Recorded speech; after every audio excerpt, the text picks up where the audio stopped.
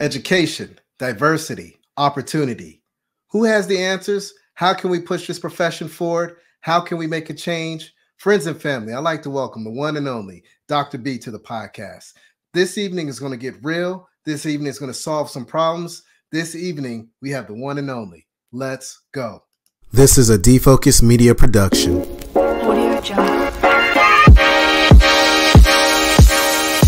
What's up, everyone? It's your favorite optometrist, Dr. Daryl Glover. And I'm Dr. Jennifer Lyerly, resident optometry nerd. And welcome to Defocus Media, optometry's #1 podcast, where we discuss the hottest topics, latest technology, eyewear, practice management, and more. So sit back, relax, and defocus.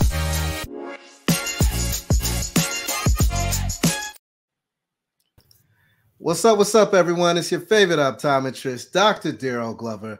Super excited because I have another star in eye care, but this star is a little different. I mean, this guy has done so much for eye care, so much for academia, just so much for diversity, and just really has helped to push the profession forward.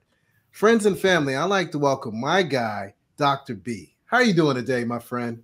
Very good. Thank you, Daryl. I don't know if I can live up to that introduction, but I appreciate it. Hey, man, I just want to thank you. You know, I've had the opportunity to hang around you quite a bit, right?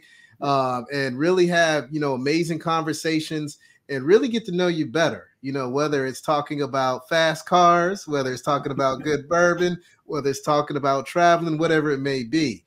But the one thing that I love is just all the work that you do on the back end, right? The work that people don't really see, the work that people don't really know about, but you continue to shine and continue to push the profession forward. So today I'm very excited to have you on the show. Before we get started, I always like to get to know who's in front of me, or at least get my audience to know, because I know a little bit about you. So if you don't mind, maybe just sharing where you're from, how you got into optometry, that why, and maybe even a fun fact. We always love fun facts, right? So let's get this party started, my man. You got it. No, thank you. I'm happy to do that. So I grew up in South Florida. I grew up in Fort Lauderdale, Florida. So I'm a warm weather guy for sure. We're living in Kentucky now, and this past week I've really felt that I'm a warm weather guy. It's really, really cold here, but it'll get better. It'll get better. But having grown up in South Florida, my dad was a mailman, and he walked a mail route every day. And you can imagine in the South Florida temperatures, walking 10, 11 miles a day every day. Yeah. The guy was just exhausted when he came home from work and just, dripping with sweat because he worked so hard. My mom worked for an optometrist, and she was the office manager. And the optometrist she worked for was a really good friend of the family, and he lived very near us. And I remember being about 10 years old and being in the yard with my brothers playing basketball. And our dad would come home from work, and he just, as I said, just dehydrated and just beat up from all the hard work. And the optometrist who my mom worked for would drive past our house, and he still looked sharp, right? He was still smiling. He had a suit and tie on, and he was driving a Jaguar. And I went, I probably shouldn't follow my dad's footsteps. I should follow this optometrist. and literally, that was that moment of clarity where I thought, this is what I'm going to do.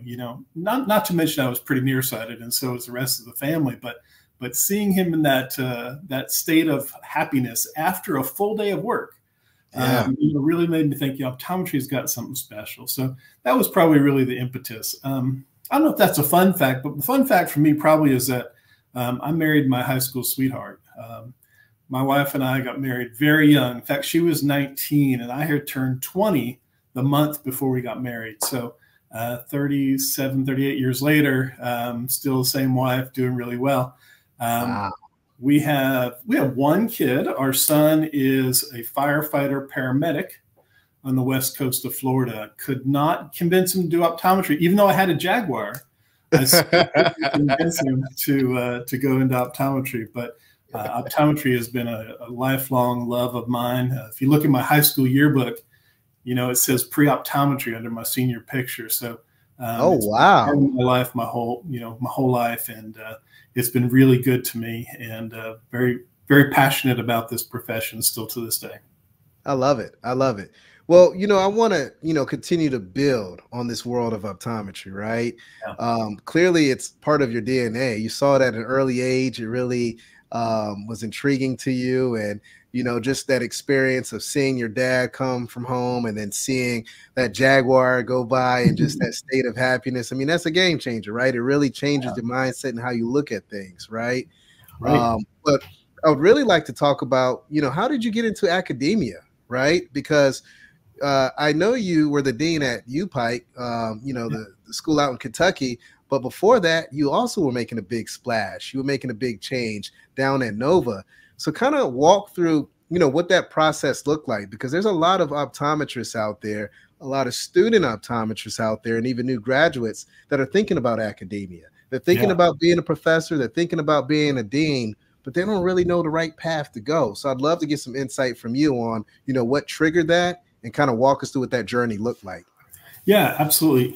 So I started my career in optometry in private practice. I worked for an older optometrist for 2 years, and then I said to my wife, I really want to be my own boss. And I think that rural optometry is really what I want to do, because I want to do full scope. I always wanted to see, what I used to call cradle to grave optometry. I don't know if that's the nicest way to say it, but I wanted to see everybody, everything in between.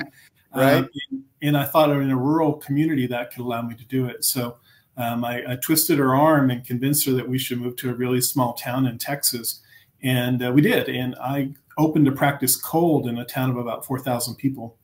And we did it for 10 years. And it was successful, and we enjoyed it and did really, really well. But about, I don't know, maybe year 6 or 7, I was appointed to the TOA, the Texas Optometric Association Board of Directors.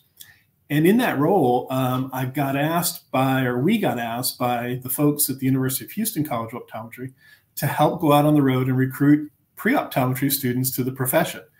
And I loved it. I would go to Texas A&M or University of Texas or Baylor or whatever, and I speak to the pre-optometry students and share with them my passion for this profession.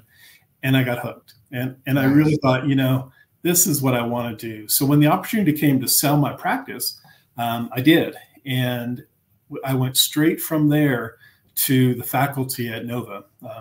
My wife and I had both grown up in South Florida, and we've been in Texas long enough, so we were happy to get back to South Florida, and I joined the faculty there. And I really absolutely never had my mind set on an administrative career. I didn't see myself being a dean at that time. I really was very happy with my teaching career. And I have to say that it is a really great way to practice optometry. For those people who may be thinking about the profession of optometric education, really look at it, because I always say it's one of the healthiest ways to practice optometry. Your week as an educator varies day to day. One day you're teaching in a lab, the next day you're seeing patients, the next day you're giving a lecture, the next day you have time to do service and scholarship. And how unique is that? That, throughout your very week, widespread.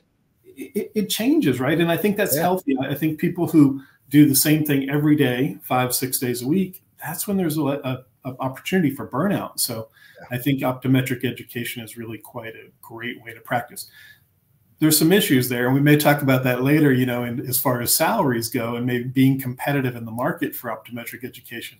But I think health-wise and sort of rewarding-wise, education is a great way to go. But I digress. So I started, I started on the faculty, and I was about 3 years there, and the assistant dean for student affairs left. He is the current president of Southern College of Optometry, Dr. Lou Reich, who's still a good friend of mine. Oh, yeah. But he had been the assistant dean at Nova, and he left, and I got promoted to that role. So I was the assistant dean at Nova for about 9 years. And in that role, I ran admissions and student affairs and worked some in development and different things like that. And, really that's when I decided, this is something I can do. I can do the people side of it. And I think I can really make a contribution if the opportunity arose to be the dean of a new school or the dean of any school. But, if you want to be a dean of an optometry school, there's only 23 or 24 jobs in the country for you. So right. A pretty limited, opportunity pool there. So if something comes up, you got to look at it, right? I mean, I personally had never in my life thought about living in the state of Kentucky, but thankfully I took it seriously and went and looked at the opportunity and realized this was a great fit for me for that period of time in my life. So once again, went back to my wife and said, what do you think about moving to Kentucky? So, God bless her. She followed me around the country at different times in my career. So we went to Kentucky in 2018, and I semi-retired in August. So it has been, as you said, sort of an interesting career, and one that I have found very, very rewarding. And even in this role, as a semi-retired person doing a little consulting now, optometry is still being good to me, and optometry is still something that gets me out of bed in the morning and makes me excited. So I still think it's a wonderful profession. I love it. I love it. And again, thank you so much for all that you've done with optometry, right? You've really pushed the profession forward, and you've added a lot of value. And now I understand why you created so much value, because you've seen all aspects of optometry. And, one thing that I love that you mentioned is that you did 10 years private practice, right? I'm curious to know, how impactful was those 10 years of seeing patients and owning your own practice? How impactful was that being a dean, right? How did you leverage that, right? Because I feel like sometimes there's a disconnect when you think about academia and you think about real life. So I'm curious to know, how did that impact how you functioned daily and day out whenever you were being a dean? Well, I think being a business owner of any sort really does make you have some thicker skin and some great qualities and skills that you develop along the way too. I mean, you sort of get it from both sides, the good and the bad. But I think, having my own business and having people responsible to me for their livelihood and their payroll, all my staff, it really makes you take things very seriously. And it makes you have a little bit more of a worldly view. You think about how budgets impact people, and how caring for people and how giving people, from your heart and warmth gets you forward. And I think the best bosses I've ever worked for in my life are ones who you felt cared, right? Yes. And that's the same thing I've always tried to portray as a leader, whether, it was in my own practice or whether it was as a dean, is, I want people to know that I care. Number one, I care about what I'm doing. And number two, I care about them, because that is what motivates people. It's what gets people to follow your vision. And that, I think, were analogous skills. I learned those skills in private practice, but was able to translate those into higher ed when the time came. So I think it was great experience. The other little piece is, I practiced in such a small town that I became very passionate about rural optometry and the role of optometry in the healthcare community. I'll tell you a quick story. I had this great idea that I really wanted to get hospital privileges in this little town where I was in practice.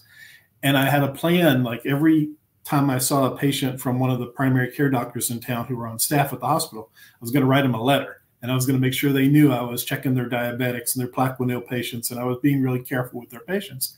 So they knew, I was taking care of their patients medically. Yeah. Well, probably 6 weeks into practice, the chief of staff of the hospital came in for an eye exam, which I gave him for free, of course.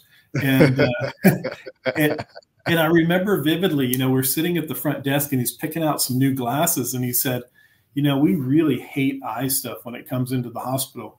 Would you be willing to come and check on things if it came into the ER, if somebody got a metal in their eye or a splash?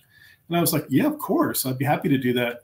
And he said, we'll have to get you hospital privileges, but we can do that on Tuesday. So literally from 6 weeks on, I had hospital privileges the entire time I was in those 10 years of private practice. And it really made me see how important optometry was in the healthcare community. Absolutely. And my passion for rural optometry really felt full circle when I ended up being the dean at a rural college of optometry. And that's what we were doing in KYCO too, is we were taking care of underserved patients in Central Appalachia, and they really needed us. Yeah, it all makes sense now, right? I always wonder, I said, how can you take a young man from Miami, right?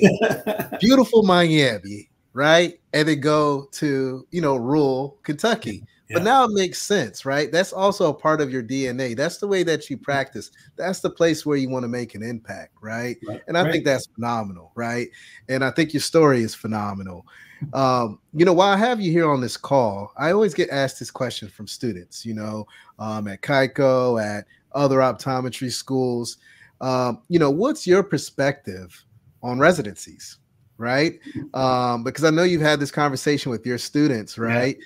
And I didn't do a residency. So I always tell them, ask 5 different people, 5 that did it, 5 that didn't, figure out what accommodate or makes sense for you. If you want to teach, then you definitely want to jump into that world. But being that you are so strong in academia, I would love to get your perspective, especially for all the students and new graduates or just people in general that may be listening. Yeah, no, I haven't been asked that question a lot in my career. And I'll give you my sort of standard answer, but I'll put a spin on it. Okay. The standard answer is it's great. Absolutely time well spent. The spin is this. I always say to students, it's kind of like the national board. When you finish it, your residency trained the rest of your life. When you pass the national board the first time, you never have to see it again. So it's such an advantage to have done that residency early in your career. Yeah. So that the rest of your life, you're a residency trained OD. And I really think it opens and keeps doors open that may not have been open to you without doing that residency. So, you'll see now ads for people hiring optometrists from large ophthalmology groups, for example, and they'll say, residency trained optometrists. You'll see schools who are advertising for young faculty. It'll say that we want a residency trained optometrist. So I think there's some doors that open for you and will remain open your entire career because you are residency trained. Yeah. So it's a little bit of a financial burden to do a residency right out of optometry school, but at least you're not paying in anymore, right? True. You've been paying in $45,000 a year in tuition for 4 years. And then the residency, comes along and all of a sudden you're getting paid $45,000. So I think that's a $90,000 net gain, right? Yeah. So it's not too bad. And I think once you have that under your belt, your salary is going to do really well. Awesome. So now all my students, I'm just going to refer them back to this podcast and tell them, listen to the answer of Dr. B. That will get you through life, right? Yes. Now, we're talking about residencies. I want to take a step back and talk about kind of almost pre-optometry and optometries, right? Yeah. Optometry school or optometry students. The landscape of optometry has changed, Dr. B. And I think you've seen that with the, many years that you put in the game, right? So what I would really like to spend some time on today is really just talking about the applicant pool. Yeah. What does that look like? How have you seen it change? Kind of guide this conversation, right? Because I'm curious to just, peel back the layers and see what you've experienced firsthand from Nova to KYCO and where you think, things are going to go. Sure. Yeah. And let me just be honest up front. It worries me. The applicant pool worries me. If I was still in that role of doing admissions, it would be something that kept me up at night. An applicant pool is worrisome for me, for the health of our profession. And I'll just share with you a couple numbers. Right now, there's 24 optometry schools going in the U.S., right? We had one open last year in Utah, so that added to us from 23 to 24. And this past year, the applicant to seat ratio was 1.3 to 1. So 1.3 applicants to every one available seat in the country. Jeez. Well, right now we know that there are 3 optometry schools in the works, 2 that are moving pretty fast that have actually hired faculty. We're talking about High Point University in North Carolina and Detroit Mercy in Michigan. But then there's a couple others that are sort of right just below that may go forward. So in my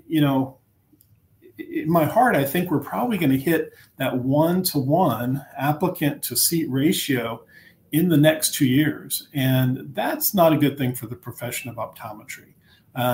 We need to attract more brighter, more diverse students to this profession by telling people the story. Why is this profession so great? Why is it something that you should consider as you consider any healthcare career? I'm afraid when I talk to pre-optometry students, they got excited about optometry from their optometrist. Right. Well, that's great. But a lot of people don't go to their OD, right? So there's a lot of students out there, when they think of pre-health, all they think of is medicine and dental. Yeah.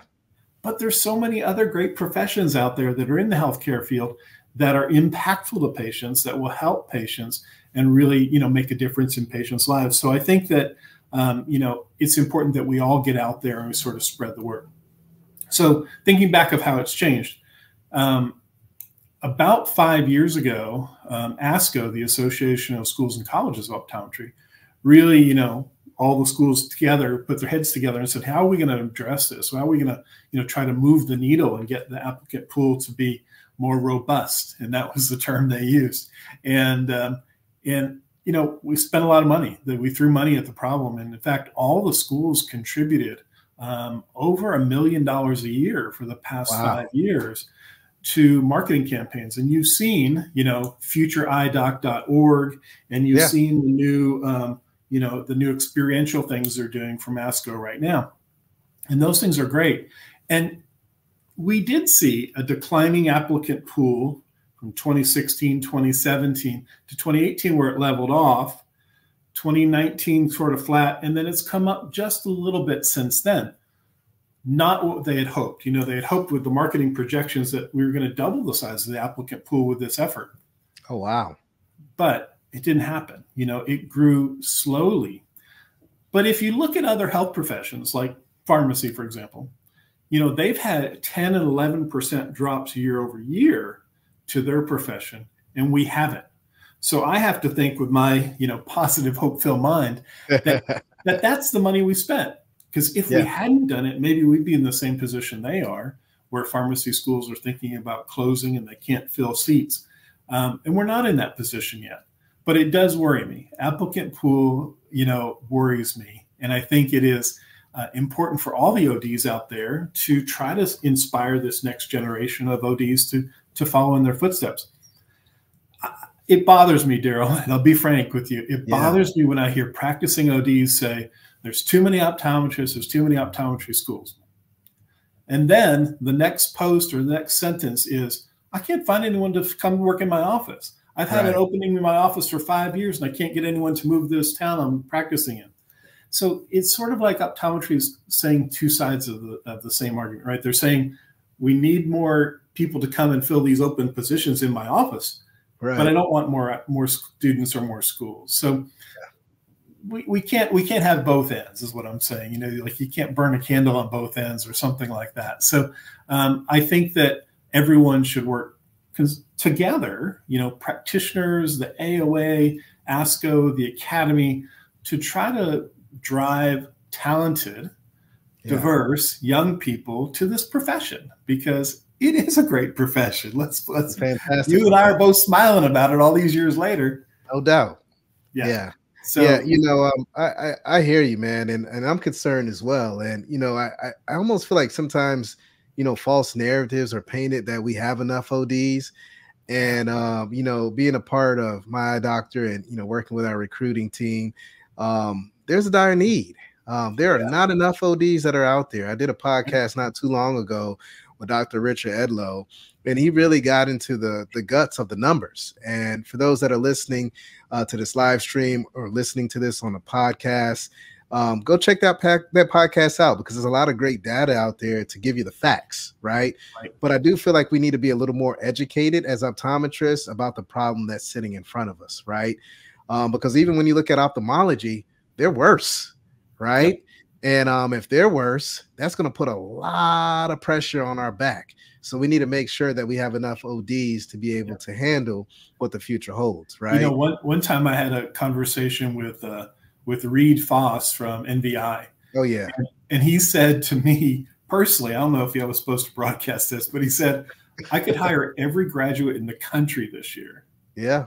I was like, come on, that's one company. Can you imagine what the need is really, for ODs across the country if you added it all up?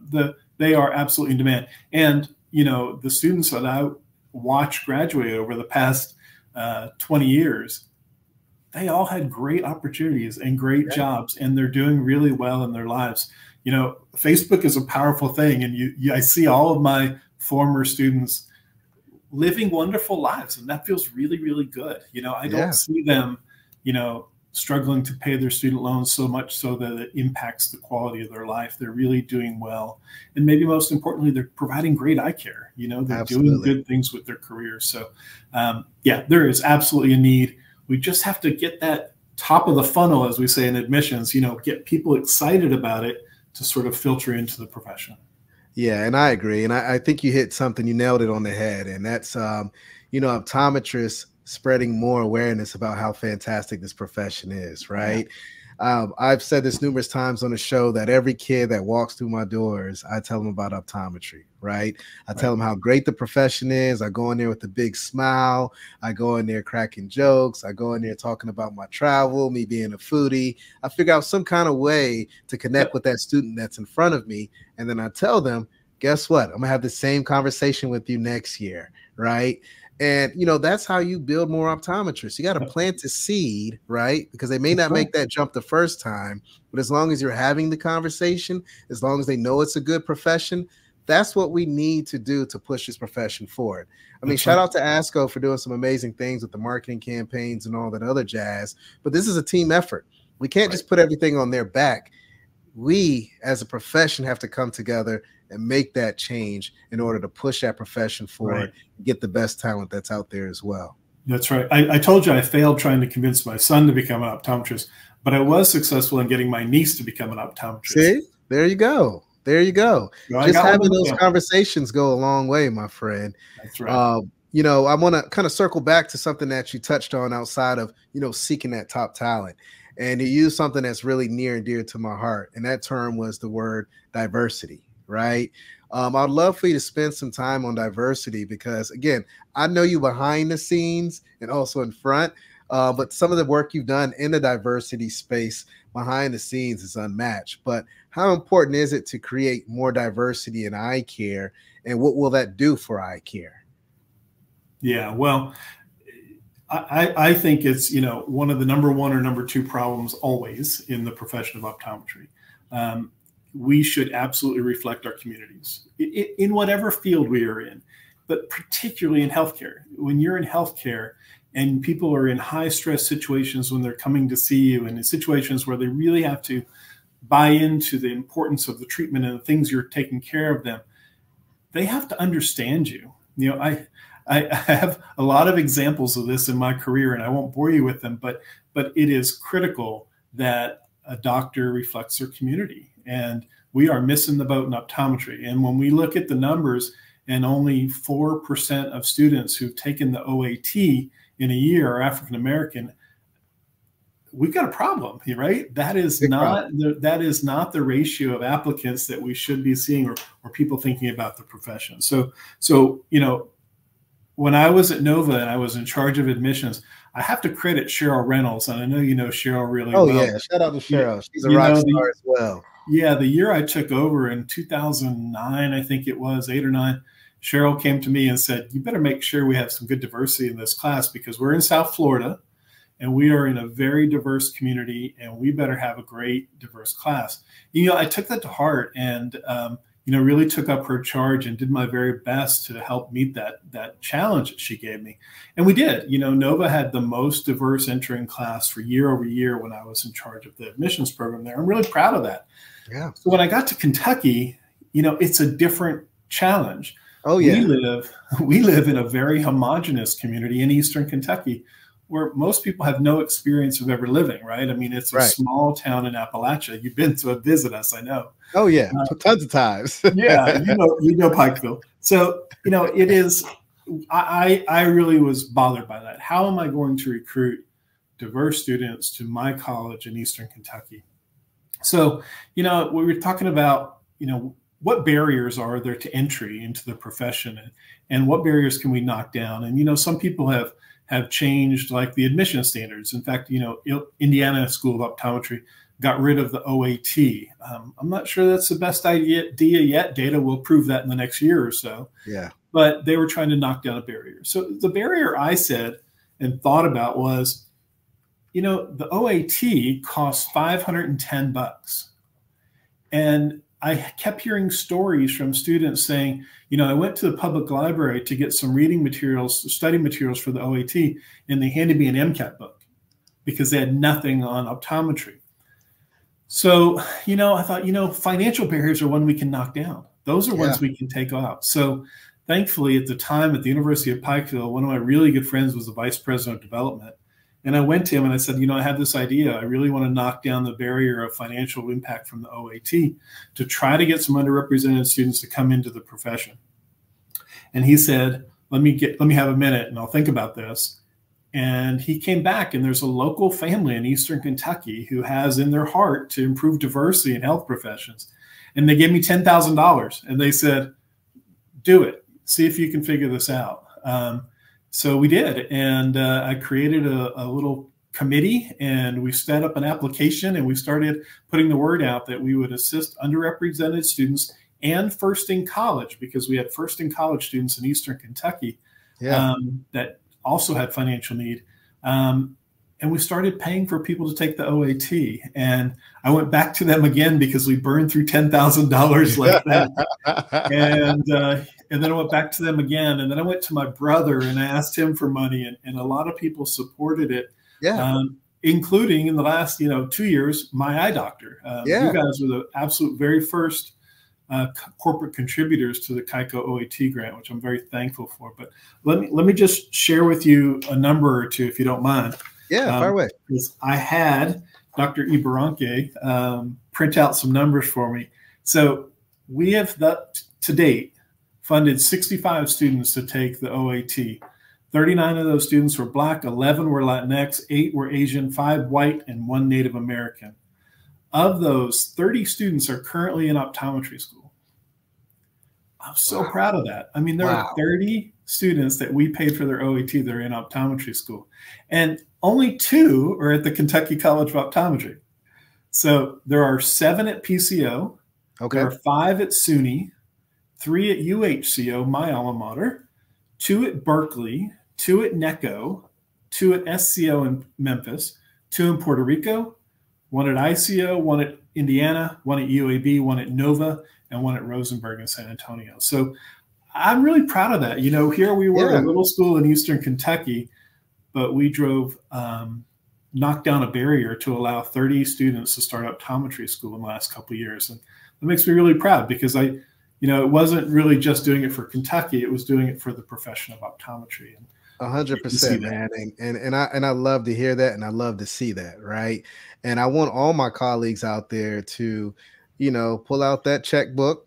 Yeah. Let's get some money, right? Because we got to keep this fund going, right? As you mentioned, my eye doctor donated. And, we want to see a change in the profession. We want to grow the profession. So we invest heavily in the profession, right? But I like to reach out to all my colleagues out there and do the same. And I like to reach out to all the other organizations out there to do the same. NVI, Warby Parker, VSP.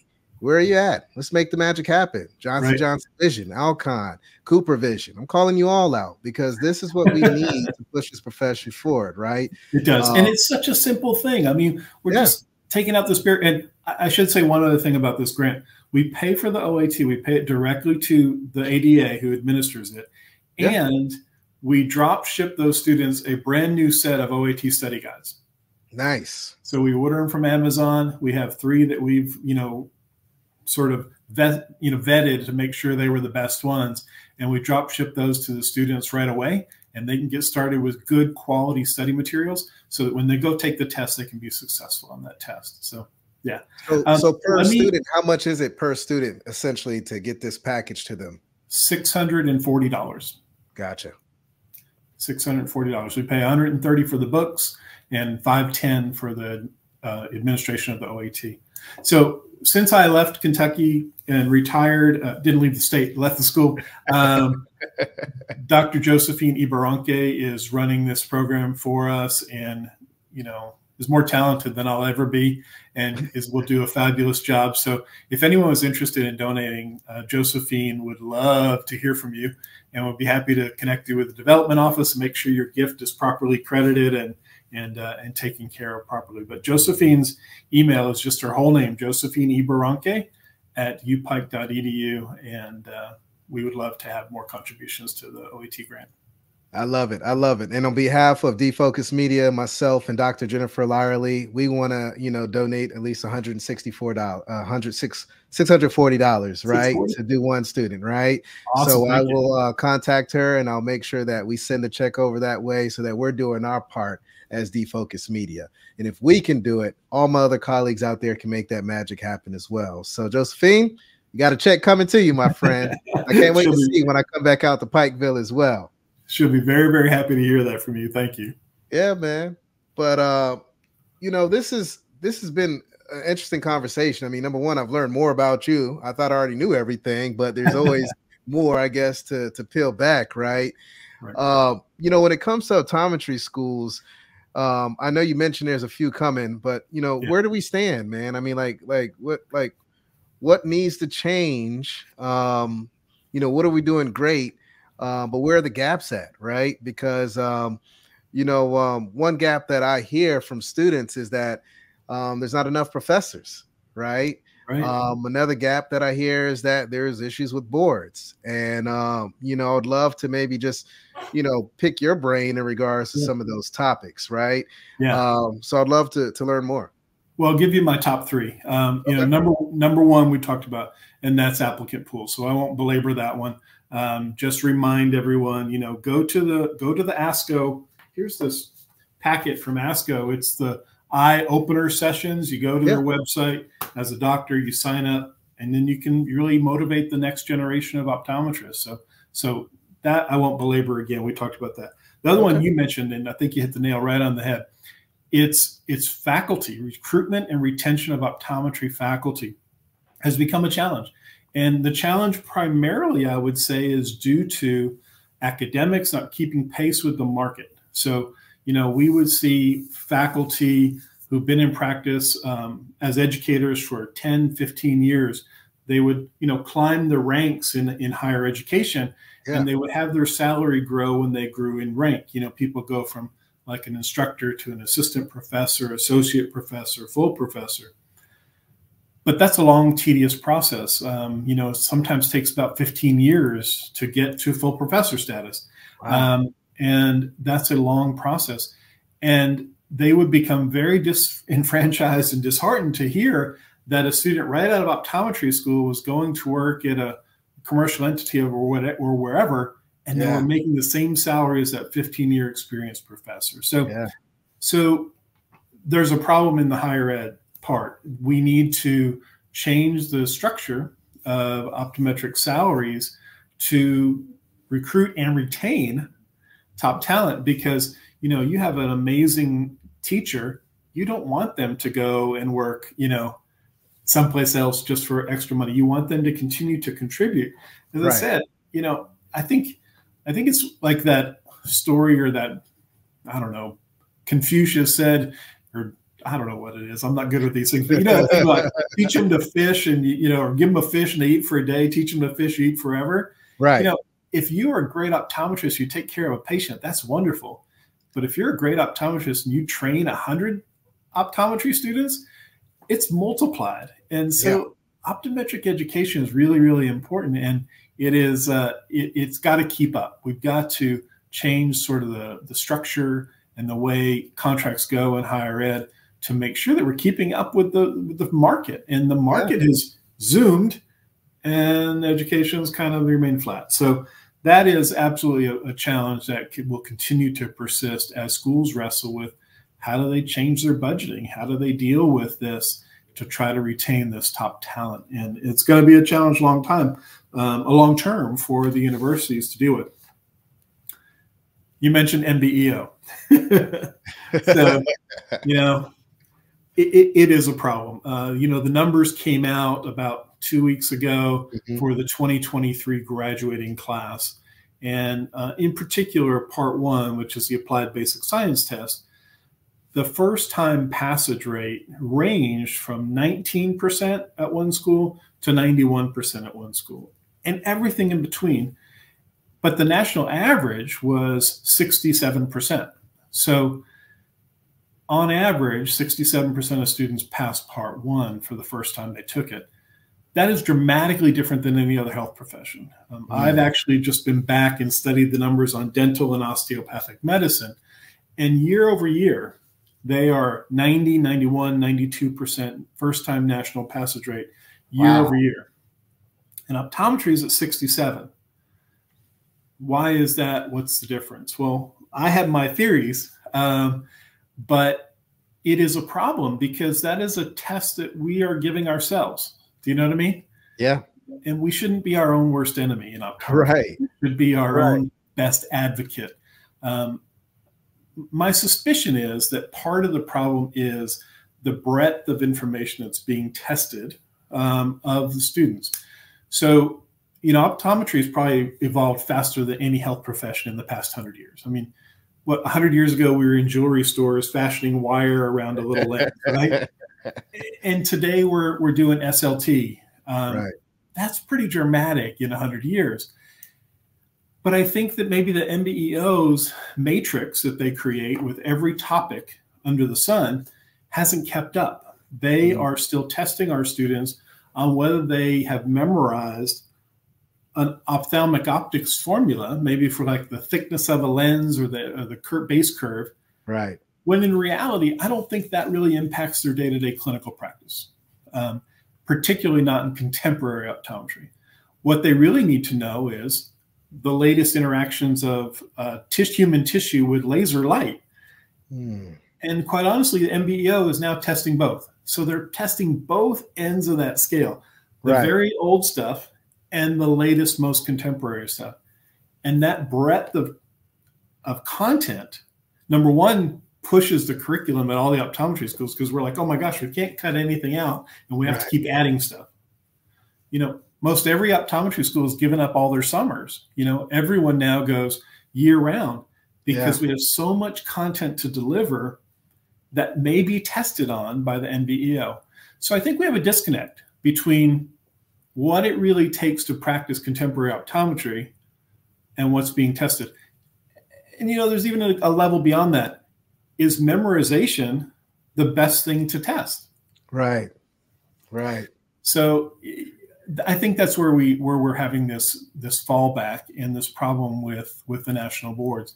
And I can't solve it, but I think the profession as a whole could get together and solve that. But doesn't seem to be an appetite for that right now. And that's a little concerning. Gotcha. Man, this is straight gems, straight great information, great discussion. And I know folks are listening. And, you know, it's all about change, right? You can't stay in the same place, right? And you can't take it all with you, right? So, you know, what can we do to really get the right content for this first board to really help transition our students into doctors, right? Because, you know, my greatest fear is that student that can't pass their first board and they take it X amount of times and they leave school and they have all this debt from going to school, but also for taking these boards, and they never will practice a day in their life, right? And let's be honest, there's some folks that are out there. Right? That's the worst. That's a failure for the school. It's a failure for the students. It's a failure for the profession. I think that is the worst case scenario you just described, Daryl, and I hate it. I hate that they're out there, you know, and they are out there. There are students who are in that scenario that have been unable to pass that national board exam, and they've completed every other requirement for the profession. So, you know, I pray and I hope, and I'm going to continue to be hopeful that, you know, we will see that change, just simply because, to your point earlier, we have an amazing profession, right? We have rock stars, all stars, you know, highly educated people in this profession that's going to make that change and make it happen sooner than later. I can just feel it in my soul, you know, and I can't wait to see that day come. I'm not giving up on it. Nah, not at all, man. This profession is too great, you know, and at some point in time, we'll reach that 90% as well, like some of these other healthcare disciplinaries that are out there. Right. Absolutely. That's where we should be. Yeah. Well, you know, I normally have this segment at the end of the show that I call, you know, when I retire my phoropter, right? Meaning when I retire from the eye care industry. Well, you've already done that. So I got to kind of reverse the question a little bit, right? You know, what has been the biggest impact personally that you felt that you have given to eye care? I'm curious to know, because you've done so much, man, from top to bottom, from academia to private practice for rural optometry. You know, what is your personal biggest impact that you've created for the industry? I'm just curious to know. I don't know. I hope that it's students and young faculty that I mentored along the way. You know, I one time was asked how many students I worked with, and I think the answer I gave was about 1,500 in my career. So, you know, if those students who I worked with, you know, got some little kernel of wisdom from me that they're able to apply in their daily life and in their career, I think that's the impact I had on the profession. I always said that I wanted to teach students to avoid the mistakes I made. Yes. So if I've been able to contribute that, and they have avoided some of the mistakes I made and been more successful than I ever was in my career, then that makes me really happy. And I think that's an impact that I could really be happy for, you know, and be proud of. I love it. I love it. Well, what we're going to do next, man, before we head out of here is we're going to do a little segment that I've done historically, and I'm bringing it back, and it's called I Gotta Have It. And essentially what this is 60 seconds of me asking you a question and you telling me which one you prefer. All right. Okay. What I'm going to do is get my Google timer up here, and I'm going to put it in for 60 seconds. Just give me a moment here, right? And we're going to get started. Are you ready? I'm ready. I'm ready. All right. Here we go. New York or LA? New York. Essilor or Zeiss? Essilor. Lexington or Miami? Lexington. All right. Dailies Total One or My Day? Dailies Total One. Shorts or jeans? Jeans. Maserati or Ferrari? Ferrari, although I've never owned one. Dog or cat? Dog. Alaska or Saudi Arabia? Wow. Alaska. Summer or winter? Summer. Soccer or basketball? Basketball. Comedy or action film? Comedy for sure. Chocolate or vanilla? Chocolate. Gucci or Prada? Gucci. All right, that is it, my friend. So I feel like the world knows you a little bit more, right? They know the impact that you have made. They know a little bit about you.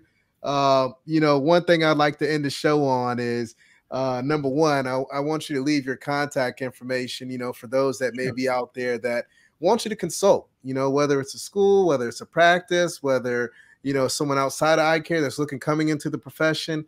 You know, how can they get in contact with you, Dr. B?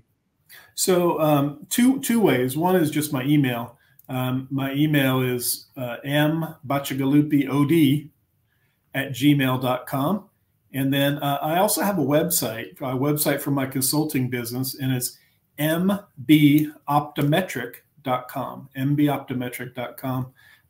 But please feel free anytime, reach out to me. I'm always happy to hear from my colleagues in the field. The work that I'm doing in consulting right now is primarily with schools. You know, there's some schools that have had some challenges with national board performance that I'm giving some look at and trying to give them some guidance and advice on ways they may be able to improve. And then also some newer schools that are in the founding stages and trying to figure out how to make sure they do everything exactly right through the accreditation process. But it's been really fun. I don't want to work too hard. I don't want to work too much. As I told you earlier, my commute from my apartment to my office is about 75 yards. So it's really, it's really a nice, simple life, this semi-retirement, and I'm thoroughly enjoying it. Now, I got one last question for you, my friend. Sure. You know, I always like to ask you, what are you driving these days, right? Because I know at one point in time, you and your wife both had Maseratis, right? That's true. But then you switched out. So what are we driving? Especially if you only have to walk right across the street, essentially, to go to your office. Right? Usually Nikes.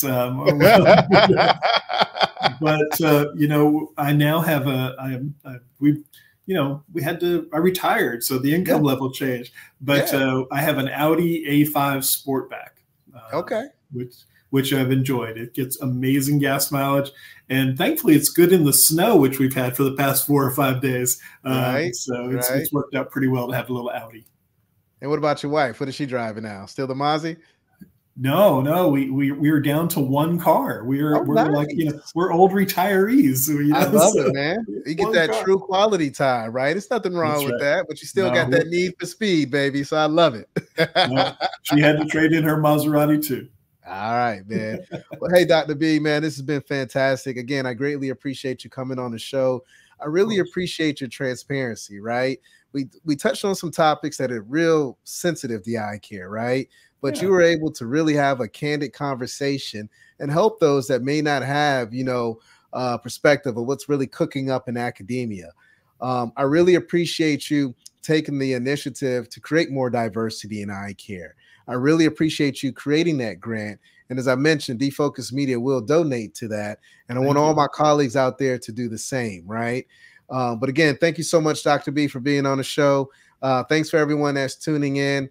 If you haven't already, please subscribe to the podcast. We're on all platforms, iTunes, Google Play, Stitcher, whatever you can think of, we're on. Also, we're on YouTube as well, so make sure you tap in. Thanks again. It's your favorite optometrist, Dr. Darrell Glover. Stay healthy, stay positive, stay blessed, and until next time, peace. Hey, family, if you enjoyed this full podcast, don't miss out on more engaging content. Check out the next episode right here. And for the latest updates, hit that subscribe button and ring the notification bell. Your support means the world to us. Catch us in the next episode. Peace.